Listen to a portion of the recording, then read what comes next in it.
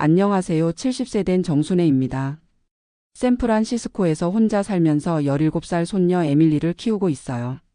3년 전에 남편이 갑자기 세상을 떠나고 나서부터 정말 많은 일들이 있었는데 오늘은 제가 왜 딸아이 미영이에게 그렇게 단호하게 나올 수밖에 없었는지 말씀드리고 싶어서요. 지금 생각해보니 참 긴 이야기네요. 어디서부터 시작해야 할까요? 저희 부부는 1996년에 딸아이 미영이 때문에 미국에 왔어요. 그때 저는 48살이었고 남편은 52살이었죠. 한국에서 저는 25년간 초등학교 교사로 일했고 남편은 중견기업에서 회계과장으로 근무했어요. 그런데 딸아이가 대학교 다니면서 갑자기 미국 유학을 하고 싶다고 하더라고요.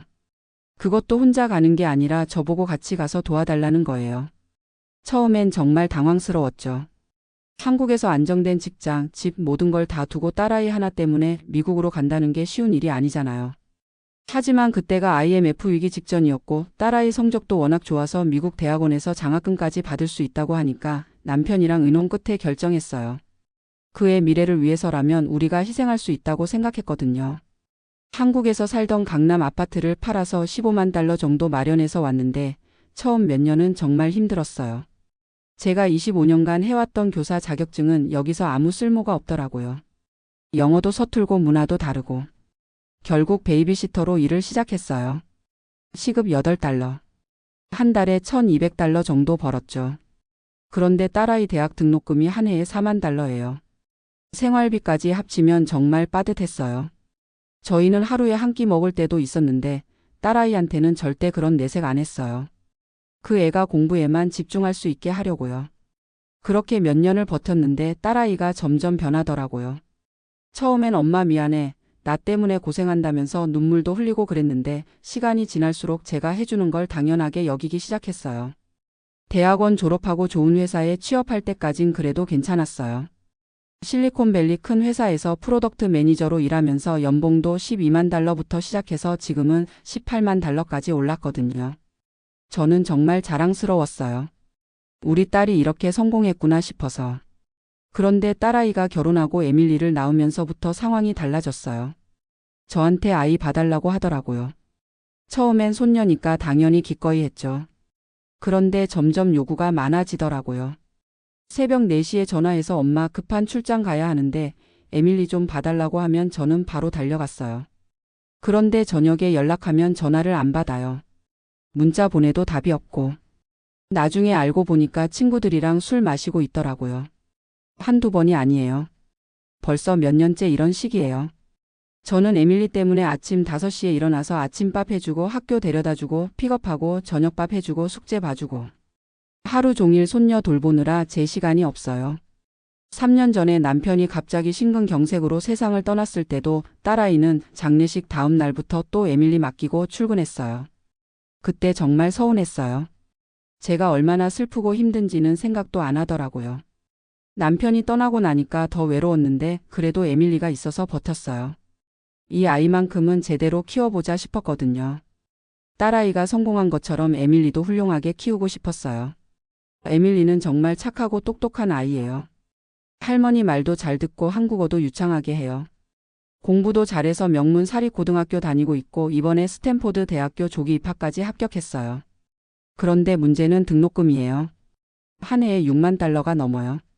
4년이면 25만 달러예요. 딸아이 연봉이 18만 달러인데 세금 떼고 나면 실제로는 13만 달러 정도 되거든요. 거기서 자기 생활비, 집값, 차가 다 빼고 나면 에밀리 등록금 낼 여유가 없어요. 그래서 딸아이가 저한테 또 도움을 청하더라고요. 엄마, 에밀리 등록금 좀 도와달라. 나중에 다 갚을게라고요. 저는 그때까지도 딸아이를 믿었어요. 그래서 제가 평생 모은 돈 중에서 50만 달러를 웰스파고 은행 세이프티 박스에 넣어뒀다가 에밀리 대학 등록금으로 쓰겠다고 약속했어요. 그 돈이 어떻게 모인 건지 아세요? 저희 부부가 40년 동안 하루하루 아껴가면서 모은 돈이에요. 한국에서도 절약하고 미국 와서도 베이비시터 하면서 푼돈 모으고 남편이 한인 회계사무소에서 일하면서 번 돈도 다 모았어요. 남편이 돌아가시고 받은 생명보험금 15만 달러, 401k에서 받은 12만 달러까지 다 합쳐서 그 돈이에요. 그런데 작년부터 딸아이 행동이 정말 도를 넘더라고요. 이혼 문제로 스트레스 받는다고 하면서 에밀리를 저한테 맡기고는 일주일씩 연락이 안 돼요. 전화해도 안 받고 문자 보내도 일십하고. 그러다가 갑자기 새벽 4시에 전화해서 엄마 급한 미팅 있어서 에밀리 좀 봐달라고 해요. 저는 잠에서 깨서 바로 알았다고 하죠. 그런데 저녁에 언제 데리러 올 거냐고 물어보면 또 연락 두절이에요. 지난주에도 그랬어요. 새벽 4시 반에 전화가 왔어요. 엄마 미안한데 에밀리 학교 보내고 픽업까지 좀 해달라. 정말 급한 일이 생겨서라고 하더라고요. 저는 몸이 아픈데도 일어나서 에밀리 아침밥 해주고 학교 보냈어요. 그런데 저녁 7시가 되도록 연락이 없어서 제가 전화했어요. 안 받더라고요. 8시, 9시, 10시까지 계속 전화했는데 받지를 않아요.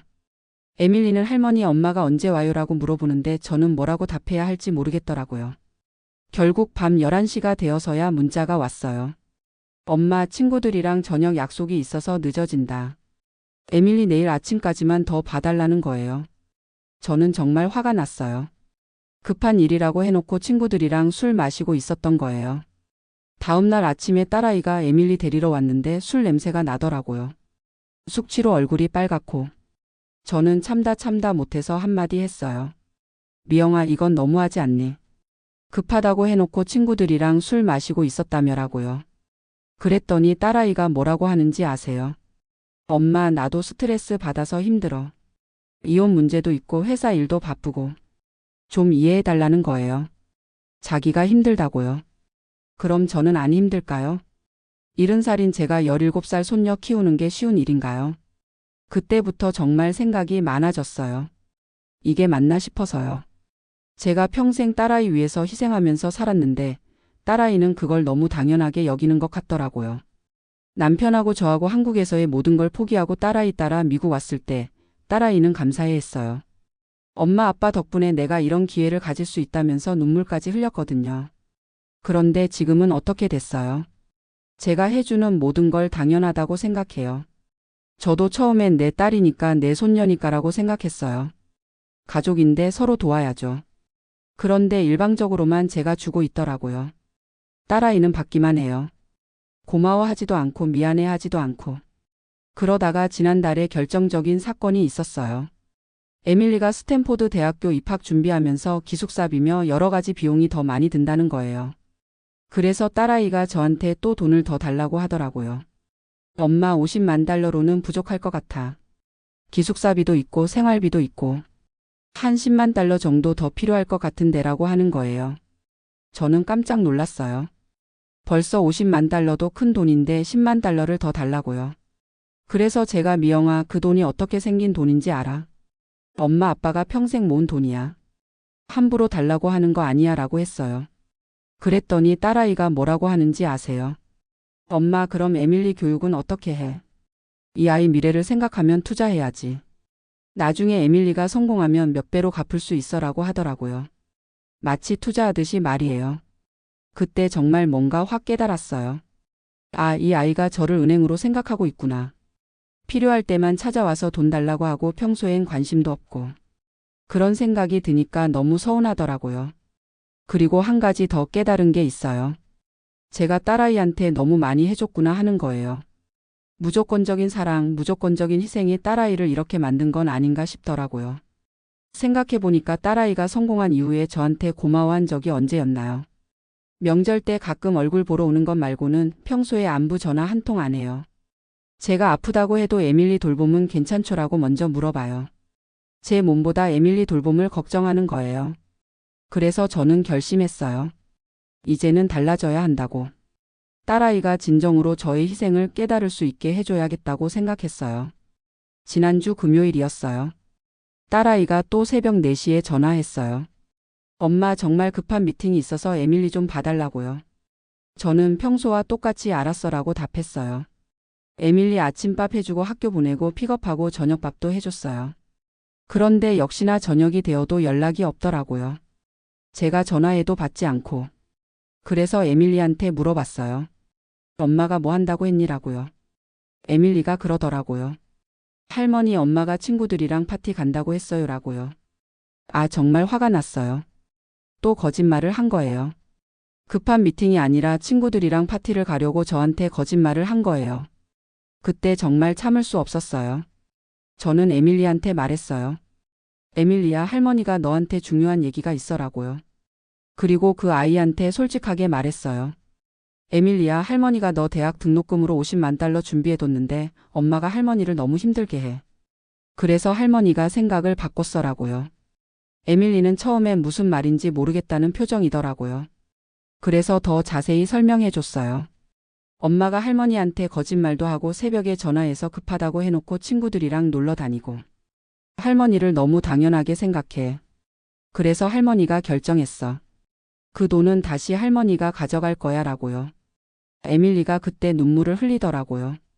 할머니, 그럼 제가 대학을 못 가는 건가요? 라고 물어보더라고요. 저는 마음이 아팠지만 단호하게 말했어요. 에밀리야, 엄마가 벌이가 있으니까 엄마가 책임져야지. 할머니가 왜 평생 모은 돈을 다 써야 해라고요. 토요일 아침에 저는 웰스파고 은행에 갔어요. 세이프티 박스에서 50만 달러를 모두 꺼냈어요. 현금으로 보관하고 있던 건데 다시 제 계좌로 입금했어요. 은행 직원이 큰 돈인데 괜찮으시냐고 물어보더라고요. 저는 네, 제 돈이니까 제가 관리하겠습니다 라고 답했어요. 그리고 에밀리한테 말했어요. 에밀리야, 할머니가 은행에서 돈 다시 가져왔어. 이제 엄마한테 말해. 에밀리 대학 등록금은 엄마가 알아서 마련하라고요. 에밀리가 떨리는 목소리로 엄마한테 전화했어요. 엄마, 할머니가 대학 등록금 지원 안 해주신대요 라고요. 그랬더니 딸아이가 바로 달려왔어요. 30분도 안 돼서 우리 집 앞에 나타났어요. 문을 열어주니까 딸아이가 정말 화난 얼굴로 들어오더라고요. 엄마, 이게 뭐예요? 갑자기 왜 이러세요? 라고 소리를 지르는 거예요. 저는 차분하게 말했어요. 미영아, 앉아서 얘기하자라고요. 딸아이가 앉긴 했는데 계속 화내더라고요.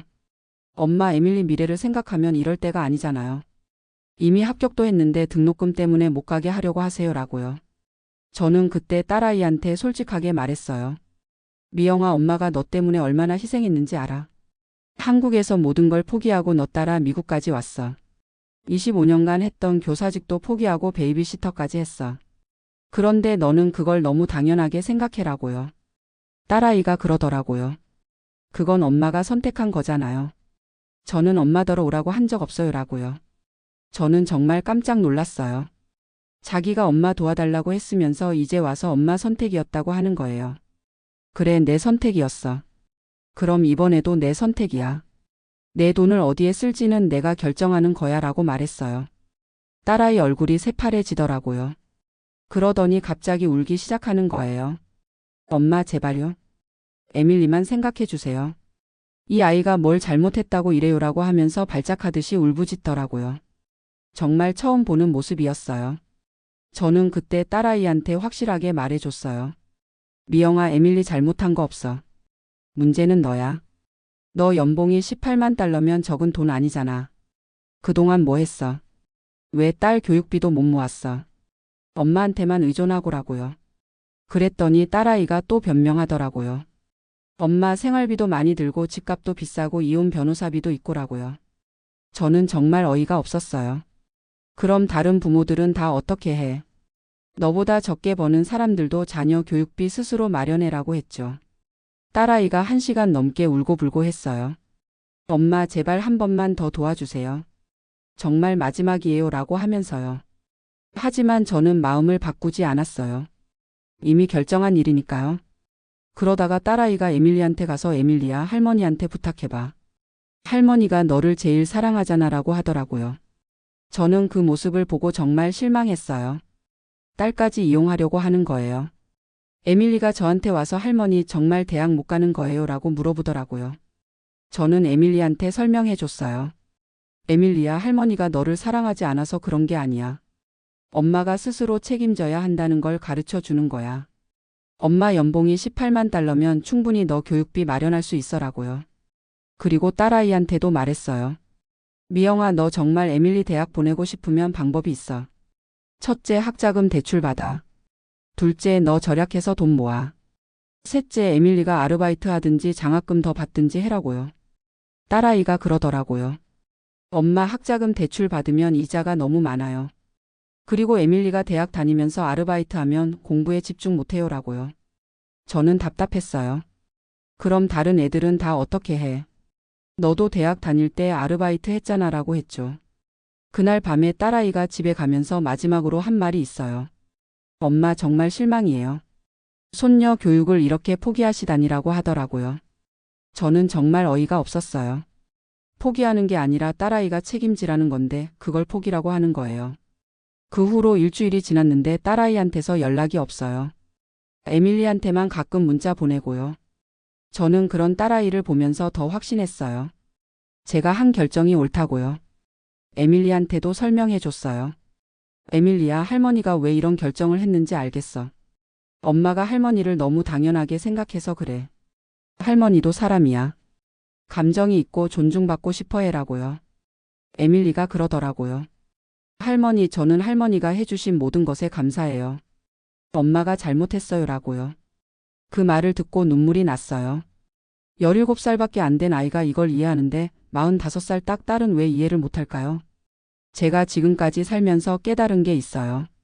사랑한다고 해서 모든 걸 다 해주면 안 된다는 거예요. 그러면 상대방이 그걸 당연하게 여기게 돼요. 저도 그랬거든요. 딸아이 위해서라면 뭐든지 할 수 있다고 생각했어요. 한국에서 미국까지 따라왔을 때도 베이비시터 일을 할 때도 에밀리 키울 때도 항상 기꺼이 했어요. 그런데 딸아이는 그걸 점점 당연하게 여겼어요. 고마워하지도 않고 미안해하지도 않고. 특히 남편이 돌아가시고 나서 더 심해졌어요. 제가 혼자가 되니까 더 무시하는 것 같더라고요. 어차피 엄마는 할 일이 없으니까 에밀리 돌보는 게 당연하다고 생각하는 것 같아요. 하지만 저도 70살이에요. 제 나름대로 꿈도 있고 하고 싶은 것도 있어요. 교회에서 봉사활동도 하고 싶고 친구들이랑 여행도 가고 싶고. 그런데 에밀리 돌보느라 그런 것들을 다 포기했어요. 물론 에밀리는 사랑해요. 정말 예쁘고 착한 아이거든요. 하지만 그것과 딸아이의 무책임한 행동은 별개예요. 딸아이가 자기 책임을 다하면서 제게 도움을 청하는 거랑 모든 걸 떠넘기고 당연하다고 생각하는 건 달라요. 어제 교회에서 목사님께 상담받았어요. 목사님도 제 결정을 지지해 주시더라고요. 순애 집사님이 잘하신 것 같습니다. 사랑에도 경계가 있어야 합니다. 무조건적인 베품이 상대방을 위해서도 좋지 않을 수 있어요라고 말씀해 주셨어요. 그리고 교회 친구들도 비슷한 경험이 있다고 하더라고요. 자녀들이 성공하면 할수록 부모를 당연하게 여기는 경우가 많다고요. 특히 저희 같은 1세대 이민자들은 자녀 교육을 위해서 너무 많은 희생을 하다 보니까 그런 일이 자주 생긴다고 하더라고요. 김 권사님도 그러시더라고요. 순애 집사님, 저도 딸아이 때문에 비슷한 일 겪었어요. 결혼식 비용부터 시작해서 집 다운 페이먼트까지 다 도와줬는데 나중에는 저희를 ATM 기계처럼 여기더라고요 라고 하시면서요. 이 권사님은 더 심한 경우였어요. 아들이 사업한다고 해서 300만 달러까지 투자해줬는데 사업이 망하고 나니까 아들이 아버지가 투자하자고 했잖아요 라고 하면서 오히려 원망하더라는 거예요. 그런 이야기들을 들으면서 더 확신했어요. 제가 한 결정이 딸아이를 위해서도 좋은 일이라는 걸요. 지금이라도 딸아이가 깨달아야 해요. 부모의 희생이 당연한 게 아니라는 걸요. 월요일에 에밀리 학교에서 상담 교사가 연락 왔어요. 에밀리가 대학 등록금 문제로 걱정이 많다고 하더라고요. 저는 상담 교사님께 솔직하게 말씀드렸어요. 저희 딸이 경제적 능력이 있는데도 계속 저한테만 의존하려고 해서 이번에는 스스로 해결하라고 했습니다. 라고요. 상담 교사님이 그러시더라고요. 에밀리 성적이 워낙 우수해서 추가 장학금도 받을 수 있고 학자금 대출도 있으니까 크게 걱정하지 마세요. 오히려 이런 경험이 에밀리에게도 도움이 될 수 있어요 라고 하시더라고요. 그 말을 듣고 안심했어요. 에밀리가 꼭 제 돈으로만 대학을 가야 하는 건 아니구나 싶었거든요. 실제로 미국 대학생들 대부분이 학자금 대출받고 아르바이트 하면서 학교 다니잖아요. 화요일에는 딸아이가 갑자기 집에 왔어요. 이번에는 울지 않고 차분하게 말하더라고요. 엄마, 제가 그동안 너무 당연하게 생각했나 봐요. 죄송해요라고요. 저는 속으로 이제야 정신을 차렸구나 싶었어요. 그래서 미영아, 엄마가 화가 나서 그런 게 아니야. 내가 진짜 독립된 어른이 되길 바라는 거야 라고 말했어요. 딸아이가 그러더라고요. 엄마, 그럼 50만 달러는 안 되더라도 20만 달러 정도만 도와주시면 안 될까요? 나머지는 제가 대출받고 에밀리도 장학금 더 받아보고 그럴게요 라고요. 저는 그때도 단호하게 거절했어요. 미영아, 20만 달러든 50만 달러든 마찬가지야. 내가 스스로 해결해야 해. 그래야 진짜 어른이 되는 거야 라고 했어요. 딸아이가 실망한 표정을 지었지만 더 이상 떼쓰지는 않더라고요. 대신 이렇게 말했어요. 그럼 에밀리라도 계속 봐주시면 안 될까요? 제가 일하는 동안에는 누군가 돌봐줘야 하니까요 라고요. 저는 그것도 거절했어요. 미영아, 에밀리는 이제 17살이야. 혼자서도 충분히 지낼 수 있어. 그리고 내가 진짜 필요할 때만 부탁하면 도와줄 수는 있어. 하지만 새벽 4시에 전화해서 거짓말하고 연락 두절되고 그런 식으로는 안 되라고 했어요. 딸아이가 그때 처음으로 진심으로 사과하더라고요. 엄마, 정말 죄송해요. 제가 너무 안일하게 생각했어요. 앞으로는 정말 급한 일이 아니면 부탁 안 드릴게요 라고요. 저는 그 말을 듣고 조금 마음이 누그러졌어요. 하지만 여전히 50만 달러는 돌려주지 않겠다고 했어요. 한번 내린 결정이니까요. 수요일에 에밀리가 학교에서 돌아와서 저한테 말하더라고요. 할머니, 저 추가 장학금 신청했어요. 그리고 학교에서 튜터링 아르바이트도 할 수 있대요라고요. 저는 정말 기특했어요. 17살인데도 스스로 해결하려고 노력하는 걸 보니까요. 에밀리야, 그럼 등록금 걱정 많이 줄어들겠네라고 했더니 에밀리가 웃으면서 네 할머니. 그리고 사실 제가 혼자서도 해낼 수 있을 것 같아요. 다른 친구들도 다 그렇게 하고 있어요라고 하더라고요. 목요일에는 딸아이가 또 연락 왔어요. 이번에는 정말 다른 사람이 된 것처럼 정중하게 말하더라고요. 엄마, 제가 은행에서 대출 상담 받아봤는데 학자금 대출로 충분히 가능하다고 하네요. 그리고 에밀리 장학금도 추가로 받을 수 있을 것 같고요 라고요. 저는 그때 처음으로 딸아이가 스스로 해결하려고 노력하는 모습을 보고 기뻤어요. 미영아, 그렇게 하는 게 맞아. 내가 스스로 문제를 해결하는 거 보니까 엄마가 자랑스러워라고 말했어요. 딸아이가 그러더라고요. 엄마, 사실 그동안 너무 의존했던 것 같아요. 제가 혼자서도 할 수 있는 일들을 계속 엄마한테 떠넘겼네요 라고요. 그 말을 듣고 정말 다행이라고 생각했어요. 금요일에는 에밀리랑 함께 웰스파고 은행에 갔어요. 제가 세이프티 박스에서 꺼낸 50만 달러를 정기 예금으로 넣으면서 에밀리한테 말했어요. 에밀리야, 이 돈은 할머니가 나중에 정말 필요할 때 쓸 거야. 할머니도 나이가 들면 병원비도 많이 들고 그럴 거니까라고요. 에밀리가 이해한다고 하더라고요. 할머니, 당연하죠. 할머니 돈인데 할머니가 쓰셔야 줘라고요. 17살인데도 이렇게 철이 든 걸 보니까 정말 대견했어요. 그리고 에밀리한테 약속했어요. 할머니가 등록금은 도와줄 수 없지만 내가 대학 다닐 때 용돈은 조금씩 줄 수 있어. 그리고 내가 정말 어려울 때는 할머니가 도와줄게라고요. 주말에 딸아이가 에밀리 데리러 왔을 때 저한테 말하더라고요. 엄마, 이번 일로 많은 걸 깨달았어요. 그동안 엄마한테 너무 많이 의존했던 것 같아요. 앞으로는 제가 스스로 책임지고 살겠어요 라고요. 저는 그때 딸아이한테 말했어요. 미영아, 엄마가 내게 화가 나서 그런 게 아니야. 내가 진짜 독립된 어른이 되길 바라는 마음이야. 부모가 영원히 자녀를 도와줄 수는 없어라고요. 딸아이가 고개를 끄덕이면서 네, 알겠어요. 그리고 엄마, 그동안 정말 고생 많이 하셨어요. 저 때문에 한국에서의 모든 걸 포기하고 미국까지 오셨는데 제가 너무 당연하게 생각했네요 라고 하더라고요. 그 말을 듣고 마음이 좀 풀렸어요. 딸아이가 드디어 제 희생을 인정해 주는구나 싶어서요. 하지만 여전히 50만 달러는 돌려주지 않을 거라고 했어요. 이미 내린 결정이고 딸아이가 스스로 해결할 수 있다는 걸 보여줬으니까요.